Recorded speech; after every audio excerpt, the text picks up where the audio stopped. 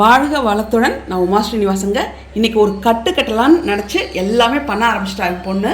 ஏன்னா என் ஹஸ்பண்டும் என் பையனும் சினிமாவுக்கு போயிட்டு சாப்பிட்டு வரேன்னு போயிட்டாங்க. நீங்கள் வெளியே போகிறீங்களே, நாங்கள் என்ன செய்யறதுன்னு சொல்லி என் பொண்ணு கேட்டால் என்ன மாதிரி பண்ணிக்கங்கன்னு போனாங்க. கோவம் வந்துருச்சு. அவள் எல்லாமே பண்ணுறாங்க. இன்றைக்கி வெயிட் போட்டாலும் பரவாயில்லன்னு பாஸ்தா, பிஸா, அப்புறம் என்னடா உருளைக்கிழங்கு ஃப்ரைஸ் ஒன்று, அப்புறம் சக்கரவள்ளி கிழங்கு ஃப்ரைஸ் ஒன்று, அப்புறம் பாஸ்தா, பிஸா, இது சூப்பு, இதெல்லாம் ஃபுல்லாக இன்றைக்கி பண்ணி எல்லாமே சீஸ்லங்க பண்ணி இன்றைக்கி ஃபுல்லாக அதை சாப்பிட்லாம், வெயிட் போட்டாலும் பரவாயில்லன்னு சாப்பிட்லான்னு முடிவு பண்ணி இப்போ எல்லாமே பண்ண ஆரம்பிச்சிருக்கா. இங்கே ஸ்வீட் பொட்டேட்டோ இது ரோஸ்ட் ஆகிட்டுருக்கு உள்ள.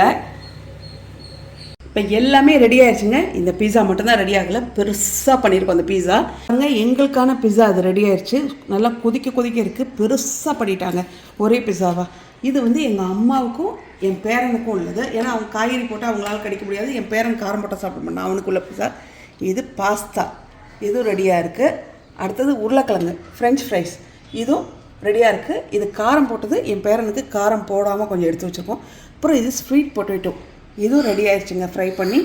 இது டொமேட்டோ சூப். இதெல்லாம் வச்சுட்டு நாங்கள் இப்போ ஜாலியாக படம் பார்த்துட்டு சாப்பிட போகிறோம்.